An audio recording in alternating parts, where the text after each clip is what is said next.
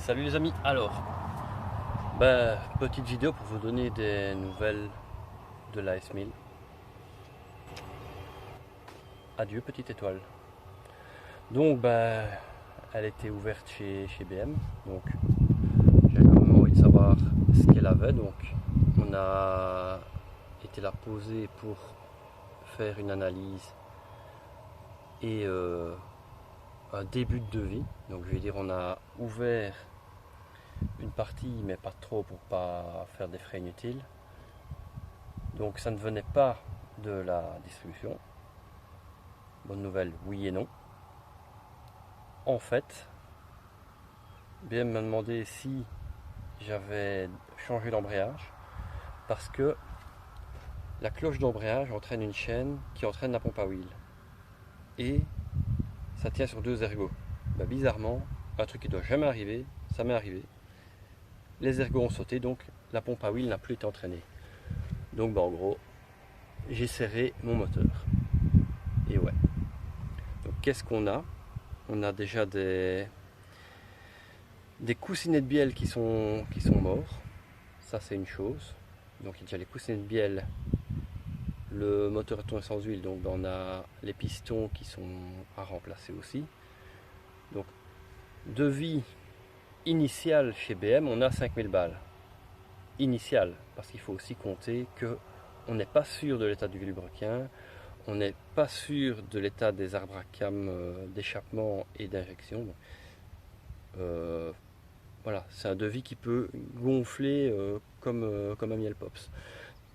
Donc clairement, c'est pas intéressant de refaire ce moteur. L'idéal, ce serait d'avoir un moteur de remplacement. Mais voilà, je sais pas quoi faire. Donc j'ai plein de solutions qui s'offrent à moi.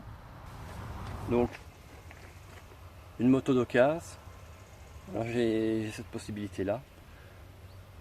Refaire la moto pour repartir avec une moto refaite.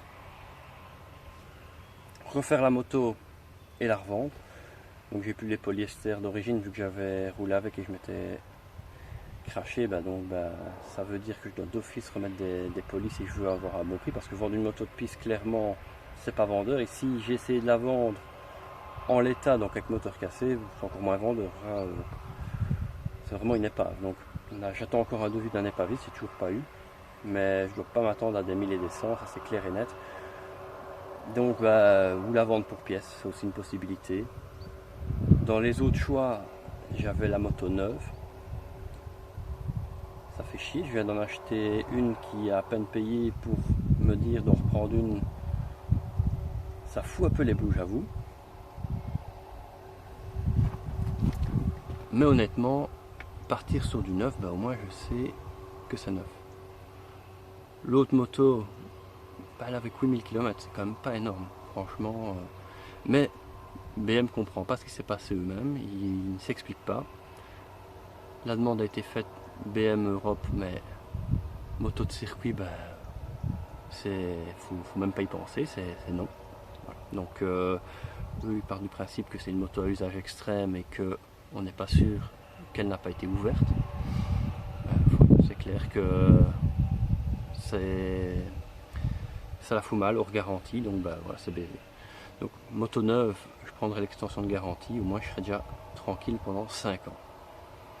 Si je prends une BM. Voilà, j'ai été voir pour un devis chez Delbecq.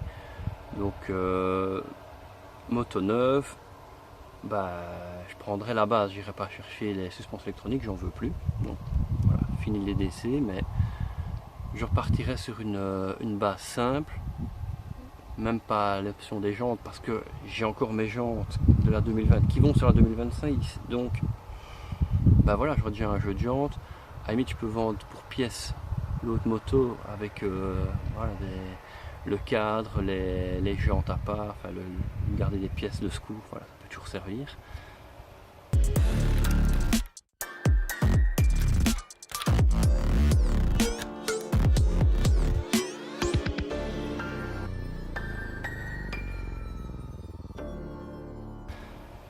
Je sais pas. J'avais regardé d'autres options, donc dans toutes les autres marques, changer de crèmerie, pourquoi pas. Tant qu'à faire, je repars de zéro, donc au final, j'avais regardé la YAM, la R1 Race.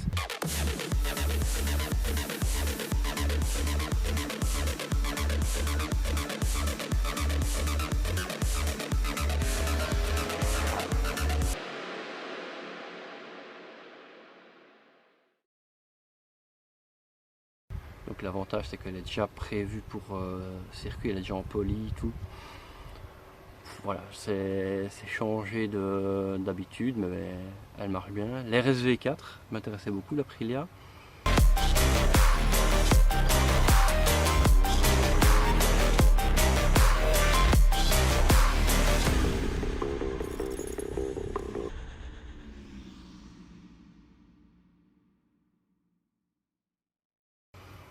Honda, je la trouvais un poil chère.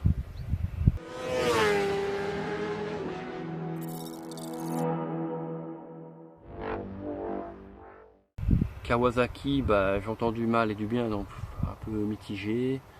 Yourself.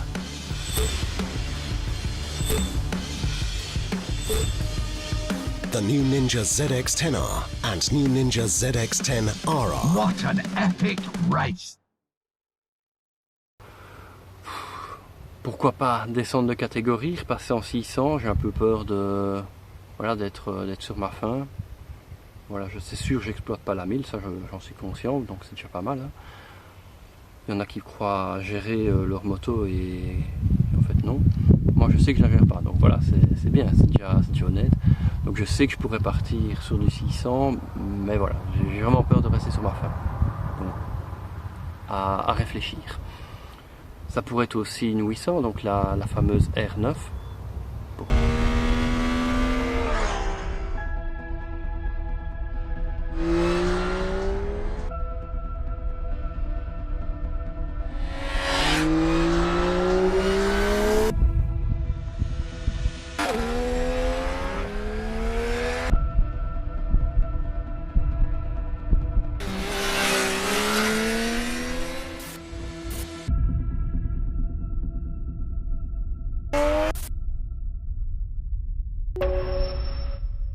Pourquoi pas, elle a l'air pas mal.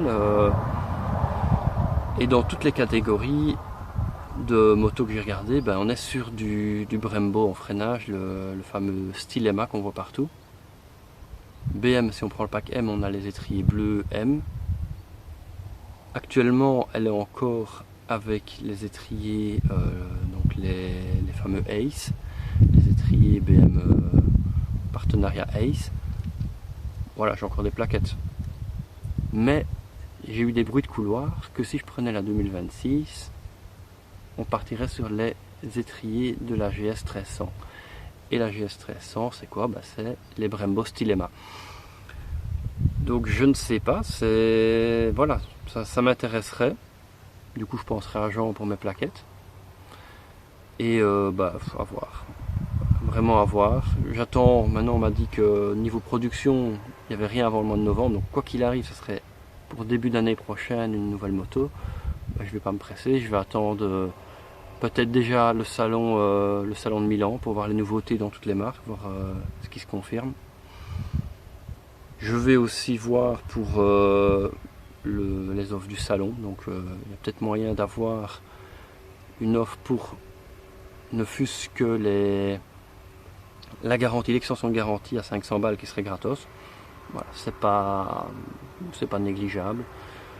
Avec la remise, j'arrive plus ou moins à 20 000 balles. Donc, ouais, je peux reprendre mes pièces de la 2020, donc c'est-à-dire les commandes reculées, les jantes pluie. Ouais, la BM me tente quand même bien. Je partirai sur directement des polypistes pour commencer. Je conserverai les carénages d'origine bien précieusement, je retiens la leçon et à voir. Voilà. Et donc pour la 2020, donc quoi faire, ça reste l'éternelle question. Donc, soit je prends le risque d'investir quand même pas mal d'euros pour la refaire, voire changer le moteur remettre des polis, enfin, ou remettre des carénages de route pour me dire, ben voilà, je la revends le meilleur prix possible parce que bon, faut pas se faire d'illusions. En mode route, ça se vendra toujours mieux qu'en pistarde. Ouais, mais voilà, je reste perplexe à savoir quoi faire si j'investis autant de fric ou si je démonte les pièces et que je revends pour pièces. C'est une possibilité aussi. Je garderai les pièces comme les commandes reculées M ou des trucs comme ça, une paire de jantes pour la pluie.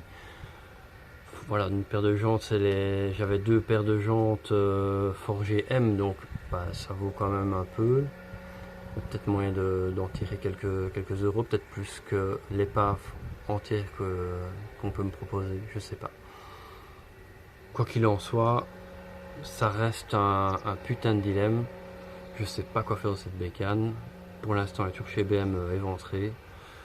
Ça me fait chier. Je sais pas quoi faire. Mais il va falloir prendre une décision.